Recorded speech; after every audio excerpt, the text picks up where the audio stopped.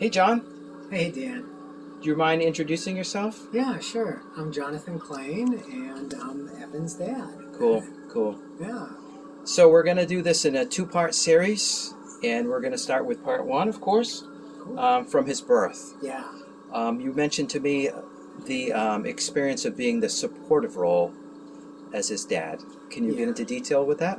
Yeah, I mean, mom's the star of the show with the baby, and so I'm there as the coach, and Deb and I had planned for everything, and it was a really long time, and Deb was laboring hard, and then finally, when Evan came out, we were supposed to go through all the fun stuff like cutting the cord, but all hell broke loose. Right.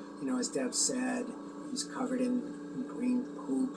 Right. And the doctors, of course, are just scrambling and trying to get him to breathe and cry. And I know stuff's not going right, but I have no clue, no concept of really what. Yes. And, obviously they finally got him to breathe and everything. And at some point when things had calmed down at least a little bit, someone, the doctor, probably the nurse, said, "Oh my God, did anyone see what time it was?" And I had actually watched the clock, and so it was 11:45 at night, and I said, it was 11:45, it was 11:45, and they said, great, and they wrote it down. So barely September 4th. Barely, it was almost September 5th, he was definitely a late night show, that's for sure. You had a couple pictures you wanted to show of his birth? Yeah, definitely. I think Deb probably showed him in others, but I'd like to as well, of course. Okay. Let people who haven't seen those videos see some of the early ones. Right. Yeah, so, There he is, and his, they his little isolate. Isolate where they Yeah. must have been hard that you couldn't touch him initially. It was. Everything was different, for people that are familiar with this dramatic change from you're expecting everything to go okay, and it doesn't. And there's there's somewhat of an apocryphal story that it's very much like you have this wonderful trip planned to go to Paris. And all of a sudden, for some unknown reason, you end up going to Holland instead. And you really didn't want to go to Holland, right? Holland's a scary place. Sorry if you're from Holland. It's just the way they wrote this story. I remember it. Yep. And it's like, well, you've got to then make the most of this different trip because Paris is no longer an option. Right. Yeah. You wanted to mention a little bit about how Deb had to stay admitted, but you went with him to Eastern Maine. Yeah. So it was late at night, and once they got him all settled and everything, and so then Deb said, go home and get some sleep and come back. And then I think it was she called me in the morning, or the doctor called me and said, you got to come in right away. He's having seizures. So he started seizing at about 6 hours of age. And so I came right in. I was just right here in Waterville. And they said, he's been seizing uncontrollably. We can't get him to stop. We're going to transfer him up to Eastern Maine Medical Center in Bangor. And so we had to kiss him goodbye. Deb had to kiss him goodbye. Wow. She couldn't leave. And she said, and I was like, what do you want me to do? And she's like, go be with our son. And so the ambulance took off. I took off after it. Obviously, I couldn't keep up with the thing. And just chased it there. And then, of course, parked the car and went in, and they told me where to go. And it was the PICU, the pediatric ICU. And that's where we were for several weeks, for 2 weeks or 3 weeks. Right. Yeah. And it was an amazing place. The people were wonderful, but it was scary as hell for us. Yeah. Yeah. It would have been scary even if everything was planned. Yeah. But then just you were planning your first child, having, everyone knows their first child, they have everything planned completely, and then the plan just completely fell apart. It does. And Deb and I are, typical consummate planners. Right. I think we both still are, although we've gotten used to doing things on the fly and just going with whatever happens. You kind of learned that through him. Yeah. So I commuted back and forth, and then on Friday, they finally kicked Deb loose a little bit early so she could go up there, because you never knew what was going to happen. Right.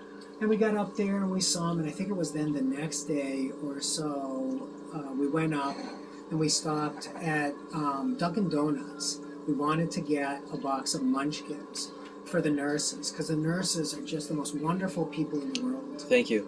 Oh, yeah. I hadn't even thought about that. Yeah. Well, you guys are. You really are. They just help with so much stuff, and he wasn't even a week old yet. Especially, that type of care. It's so scary. You have to be so on top of the medical. Plus, it's a lot of psychosocial. You're dealing with a baby or a pediatric child, and then the distress of the parents. I mean, it's a lot. You have to be a special person. Yeah. To be a pediatric ICU nurse. 30 years later, Deb and I are used to a lot of the medical lingo and this and that, but on day 4, 5, you're not. So we wanted to do something nice. So we brought this box of Munchkins, and the nurses were always like, hey, Deb, John, hey, how's it going? Good to see you. Let me tell you about Evan, what he's doing, do the routine, scrub up, put on the gown. Right. But we got there on this day, and we knew something was wrong because the nurses weren't talking to us at all.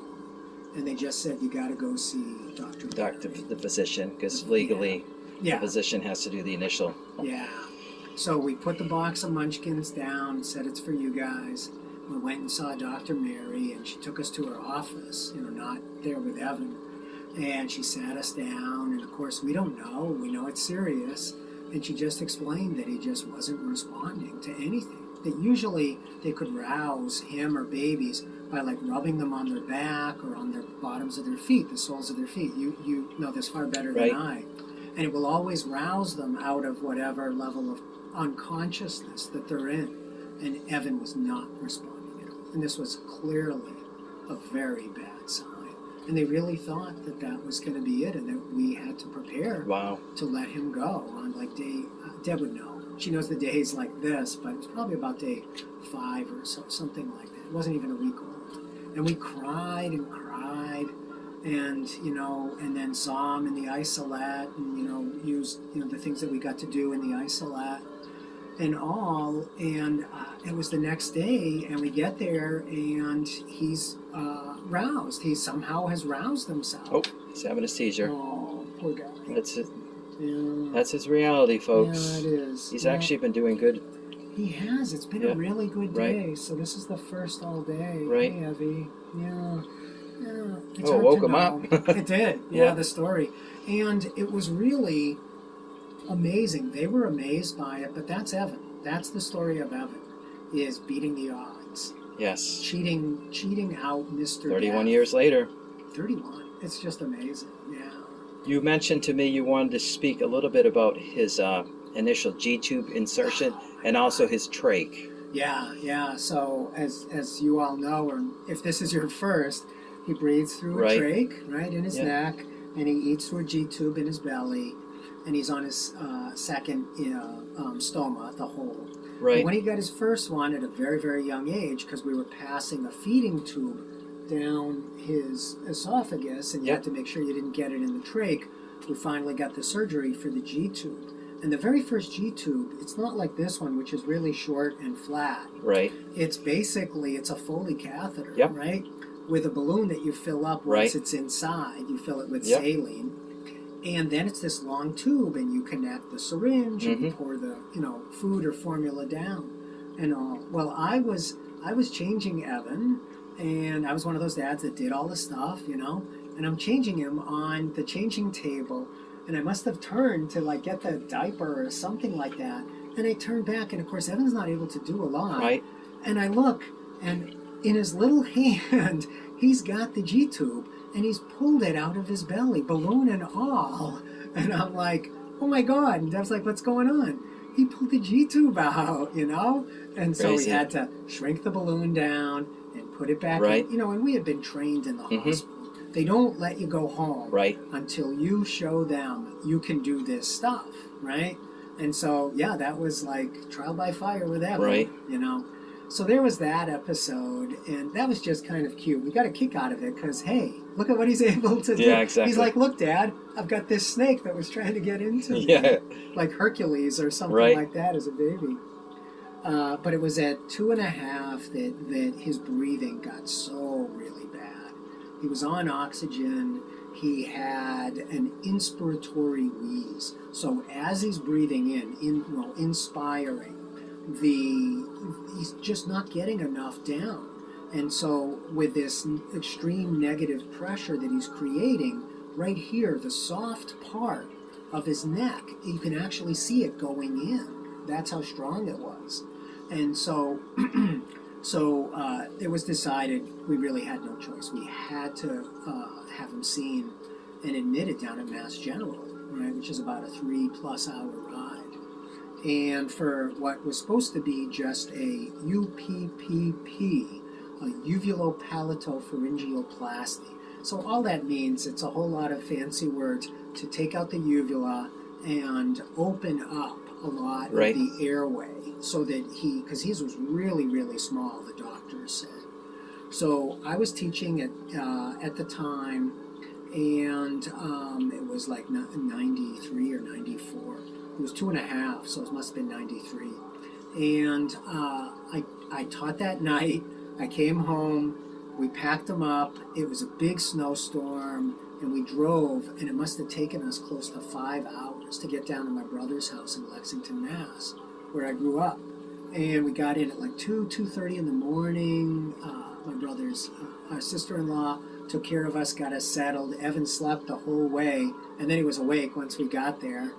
And we slept, I don't know, 3.5 hours maybe, because we had an early morning appointment. We got him up, packed him in, drove into downtown Boston, Mass Gen. And so when Evan was born was 1990, and that's the same year that the Americans with Disabilities Act got passed by the first George Bush, Herbert Walker Bush, the senior. And so there was still a lot of stuff in the 90s that wasn't handicap accessible. And we parked in this little parking lot that they told us to, and there was like half a dozen steps. And there was no ramp, there was no other way, and it was snow everywhere, so you couldn't go on the lawn. And I can remember hauling him up each step. Wheelchair. Yeah, bumping it each way. But he was little, I was younger, I was stronger, I could do it, right, at the time. I would never do it these days. Absolutely not. And, got him in and got him settled, and it was quite a roller coaster ride for his surgery and everything else. In surgery, we were in the waiting room, and of course it had to take a while, and we were really stressed and tired. So Deb is next to me, and she's like sleeping on my shoulder, if you will. And the phone rings, and it's, the nurse had told us, if the phone rings, it's them calling you. So I get the phone, or they gave me the phone, and it's Dr. Cunningham, the surgeon. He says, "Hey, John, everything's okay, Evan's okay, really tight airway. We had an extreme difficult time intubating him, getting that tube in."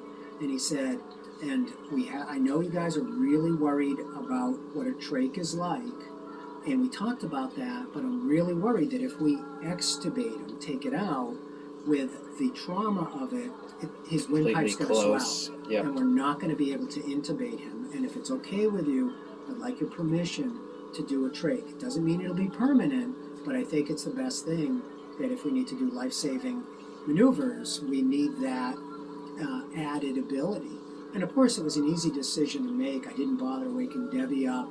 And I said, yeah, absolutely, thanks for the explanation. And so that's what they did. And of course, it was the best thing we could have done. Years later? Yeah. Well, he's on oxygen now. But, to be honest, when we brought him home, he was off the oxygen. Right. When I started, he was off. It was like early 20s when we started his oxygen. Yeah, exactly. Right. Exactly. So, so I think the message in all of this is the surgeries are scary.